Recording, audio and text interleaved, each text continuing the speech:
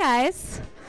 I'm Ashley Torres from Revolve Clothing, and I'm going to speak about social media. I think if anyone was in Chicago, it was a lot of Q&A, so I don't want to speak for too long. I want to open it to everybody because everyone's kind of in a different space for social media. You're either been on it for 3 or 4 years, you have tens of thousands of followers, or you don't even know what a hashtag is, so I don't want to speak to something that you don't want to talk about.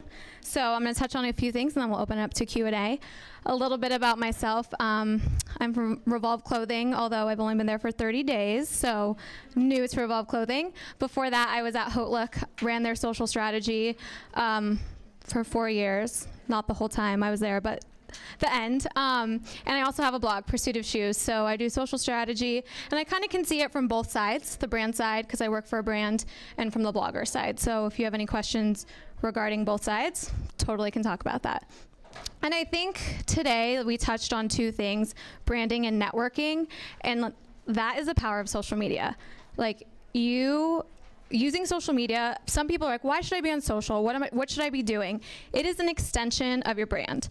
And for e-commerce sites, I tell them all the time, it's the way for you to reach your fans and consumers outside of your inbox. So maybe they're not opening your email every day. Maybe they're not going to your blog every day, but they may follow you on Twitter. They may follow you on Instagram. It's an extension, and you have to remember that. And I think also another point is networking. Like, how many, if you guys were in there today, every person was like, well, just tag me on Instagram or tweet at me. Like, we have such a powerful tool, like, in our hands right now that people 20 years ago didn't. Like, if you didn't get an email address, if you didn't get a phone number, like, you were screwed. What can you do? Now you're like, oh, I can tweet at them. I can tag them on Instagram. I can tell them how much I love them. And yes, you could be a stalker on Twitter. That's fine. Like, be aggressive and say, I love you and I want to work for you, or you're a great brand. And it's such a good way too to network with your fans. And that's what social's about, like, engagement. And I think from a strategy perspective, everyone is very worried about fans and followers. Like, oh, so-and-so has 10,000, I only have 2,000. How many are engaging with you? You know, you can buy fans and followers, which don't ever do. It's really bad.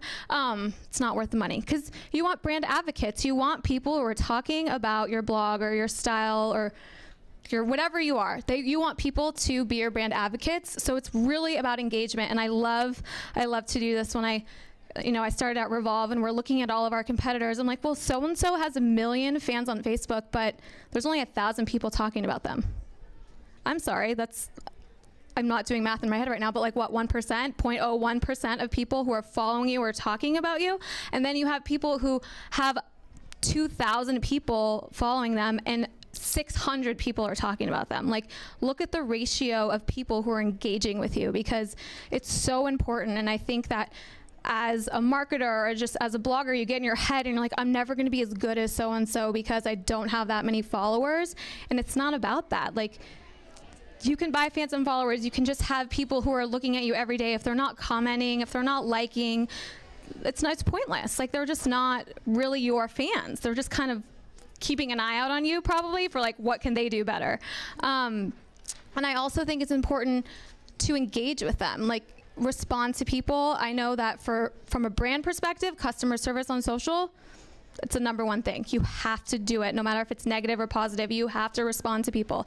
As a blogger, when people comment on Instagram or say, I love what you're wearing, I always respond back to every single one of them, because they want to know that you care about what they're saying about you. And those are tips that I think people forget about sometimes, but they're really little easy things that you can do to build your following and build that engaged fan who has a loyalty to who you are and your brand. So when they walk down the street, they're like, so-and-so from blah, blah, blah, I love you. Thank you so much for saying you like that I liked your skirt. Like, it's just little things like that. And I think one thing that everybody, no matter how mature they are in their social space, to remember, what are you trying to tell people from each of your social channels? How many do we have now? Facebook, Pinterest, Twitter, Instagram. Are you on Pose? Are you on List? Are you doing, like, who can keep up with all of it? Not saying you have to be on all of them, but if you are, make it a point to tell a story, a unique story on each one. It's a brand extension, but it shouldn't be every Instagram you post uploads to Twitter. Well, why would I follow you on Twitter if I'm already following you on Instagram? You know, if you're posting the same picture you posted on your blog today, don't post it on your Facebook page, then put it on your Instagram, and then post it on your Twitter. That's pointless. Like, and that's something that I think we all forget.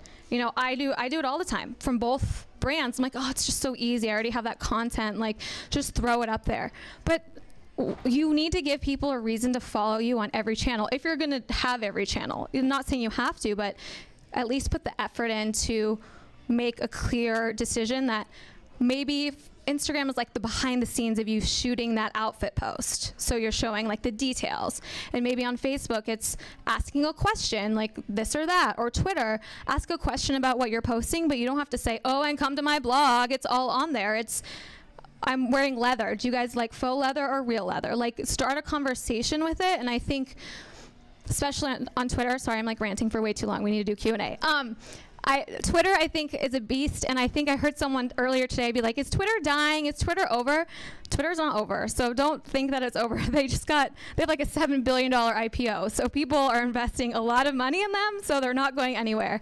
And I think it's really important to use Twitter as a conversation piece. It's not always, I have conversations with Twitter about this. It's not about driving people off the platform. It's not about always linking to your site, always linking to Instagram. Like, literally keep them on the platform, ask them a question, engage with them.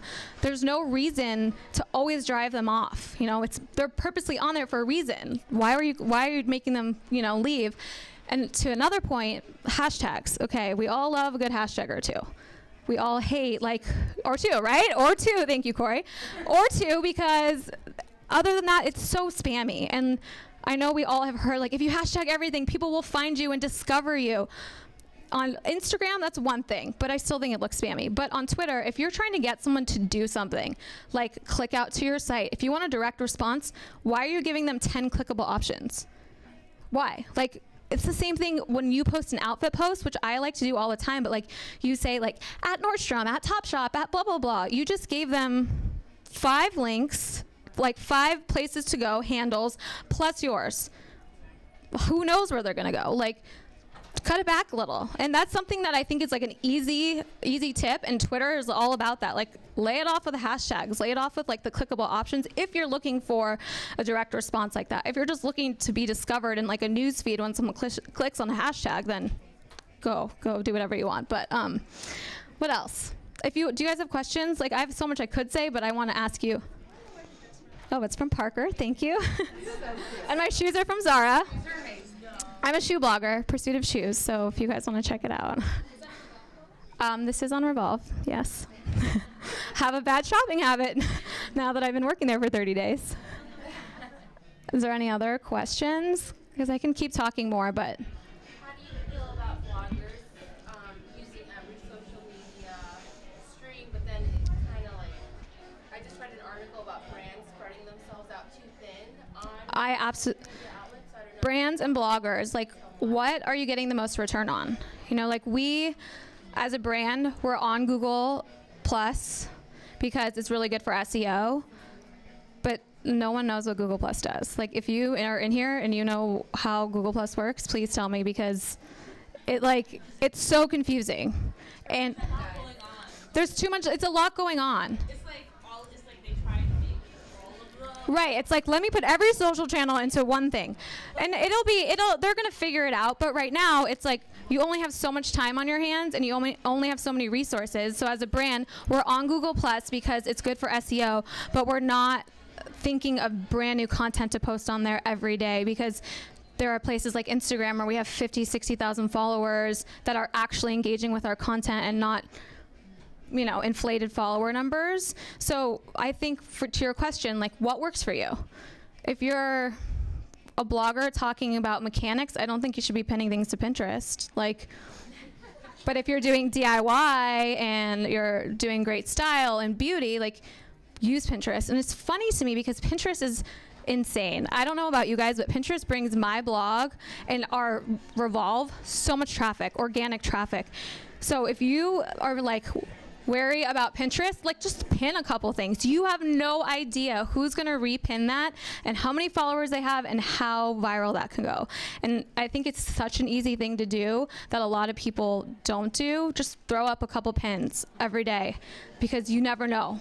You never know. And it's such a powerful tool. Again, another, what are they valued out? Like 3.5 billion all of a sudden. Like, it's insane. Another one. Yeah. Do you prefer people tweeting out their Instagram pic link, or is it better for people to tweet pic?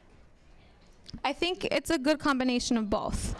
I'm not saying you should never post your Instagrams to Twitter. I don't think that at all. But if you're not posting anything else to your Twitter, then you're literally just regurgitating your Instagram content on your Twitter. So mix the content up. Like, so you post 3 times a day on Instagram, send it to Twitter, totally fine. But are you having a conversation with people?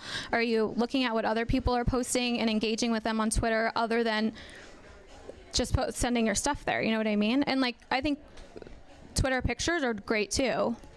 I know a lot of brands that don't send any of their Instagrams and just use the same picture and put it on Twitter. Sorry, I'm gonna cough. It's either or, but I think it's mixing up the content, you know? Anyone else? I have a quick question. Can you talk a little bit about like your time management things with regard to social media? Like how are you constantly tweeting, Facebooking, posting? Like how do you figure out how to I'm standing up here with my phone. I never put it away. Sorry, I have like a tickle.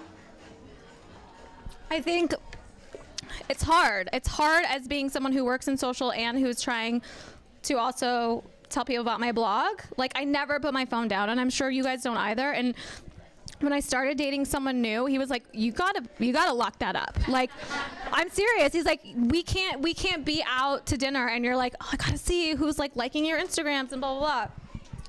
And I made like a conscious decision. Like, on the weekends, we're almost doing like screen-free Saturdays. I'm not kidding. Like, no TV, no phone, no nothing. That doesn't answer your question, but I was just saying.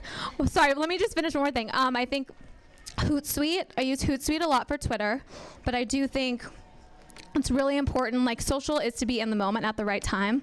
So I don't think you should be like scheduling tweets for months and months in advance. I mean, it's just like so ingrained in me. Like, it's really hard to say because I never put my phone down. When I go home, I sit at my computer all night. Like, to me, I love social so much. Like, pinning things is not work. It's fun, you know? What else? Yeah, Hootsuite? I don't know. tell what Hootsuite is, and also do you, like when you're busy or you have something to do you hire somebody to do the social media for you? Personally, I mean, I have a team at work, so we have like a team of 4. So between all of us, we can handle all of our channels. And personally, I just do it myself. And Hootsuite, if you're not familiar, is just a scheduling tool for Twitter. You can also schedule Facebook posts, but I would advise against that because Facebook has an algorithm where it knows if you're using a third-party vendor to post it. And so you won't, this thing called EdDrink, I won't bore you with it, but it's this crazy algorithm that tells what shows up in your newsfeed. So you always wonder, like, why is so-and-so always in my newsfeed? Either you're engaging with them or they're like checking out your stuff. Do you ever notice that? Like, you have a random friend that you've never talked to in forever, and then all of a sudden, they've been checking out your stuff. I'm not, it's true. It's so true. Or like, you ever go to your Facebook page and you see those 7 or those 9 friends, and you're like, who's that person? This has been confirmed by Facebook that there are people who are checking you out. I'm not even lying.